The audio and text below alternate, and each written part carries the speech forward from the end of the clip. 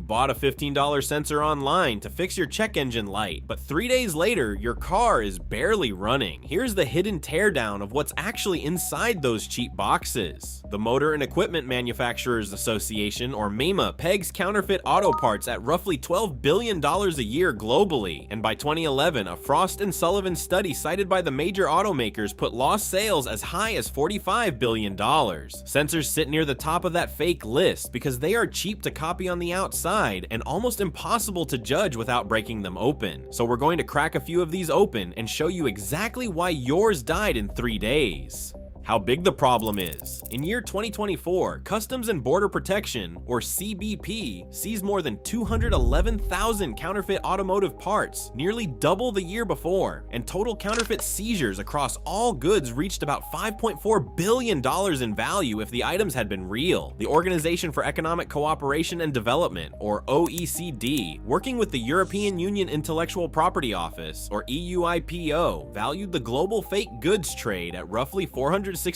billion in 2021, and it lists automotive parts among the most common dangerous fakes. Back in 2015, Ford, General Motors, Toyota, Honda, Nissan, Volkswagen, and their rivals set aside the competition and formed the Automotive Anti-Counterfeiting Council, or A2C2, because the problem got that bad. When direct competitors team up like that, you know it stopped being a rounding error. Why sensors specifically? Sensors make a near-perfect counterfeit target. Most of one is a small plastic housing wrapped around a pinch of electronics, so a $15 fake can look identical to a $120 real one on the shelf. You cannot see the ceramic quality, the wire metal, or the calibration through the box, and neither can the person who sold it to you. Every modern car now runs somewhere between 60 and 100 plus sensors, from the oxygen sensor to the wheel speed rings, so the demand is enormous and steady. High volume plus fat margins plus buyers who cannot verify quality is the exact recipe counterfeiters look for.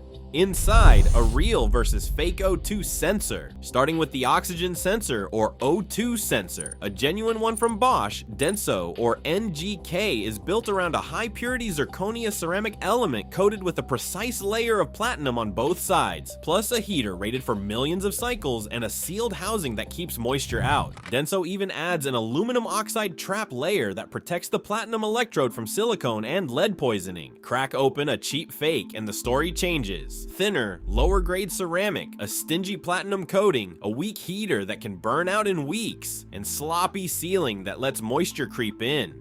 One owner on Toyota Nation tore down a fake that slipped through and found the heater reading low resistance with barely any ability to actually sense the mixture. Here's the chain reaction. The bad sensor feeds wrong readings to the engine control unit, or ECU. The ECU miscalculates fuel trim, the engine runs rich, and raw fuel cooks the catalytic converter. RepairPal puts the average converter job between about $2,283 and $2,473, and plenty of trucks and SUVs run higher than that. That is the real price of a $15 savings. The MAF sensor teardown. Next up is the mass airflow, or MAF sensor. A real Bosch or Denso unit uses a precision platinum hot wire or hot film element that withstands over 1000 degrees Celsius, and it gets laser trimmed and calibrated at the factory so it reads airflow accurately. A fake skips the expensive part. Bosch has reported getting units back wearing its own name that used copper wire instead of platinum, and technicians who pull counterfeits apart often find a cheap thermistor circuit where the proper hot wire should be.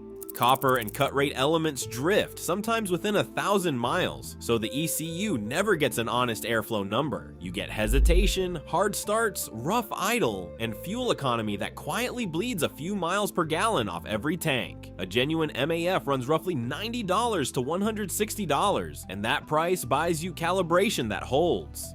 The TPMS sensor con. Now the tire pressure monitoring system, or TPMS sensor con, a genuine sensor from Schroeder, Continental, Huff, or Bosch, is designed to run 7 to 10 years on a sealed internal battery you cannot replace. Counterfeit versions cut corners on that battery, and owners report them dying in a matter of months. One driver on a Ford Maverick forum paid about $94 for a set of 4 supposed Schrader sensors, then watched them quit within a couple of months, likely undersized or stale cells. So you paid 20 bucks each for sensors that die before your next tire rotation, and then you pay again to unmount the tires and swap them. Real ones cost somewhere between $30 and $80 a piece, and that price is buying you a battery that actually lasts.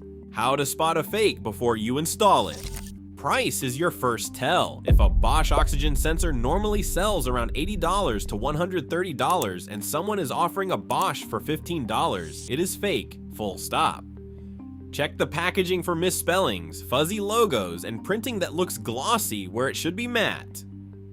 Put the part on a scale if you can, because counterfeits often weigh less thanks to cheaper materials. Look for the security features the real brands now use. Bosch prints a hologram with an 18-digit secure code you can verify on its website. Denso, the company that invented the QR code, is rolling QR authentication onto its packaging, and NGK and AC Delco run their own systems.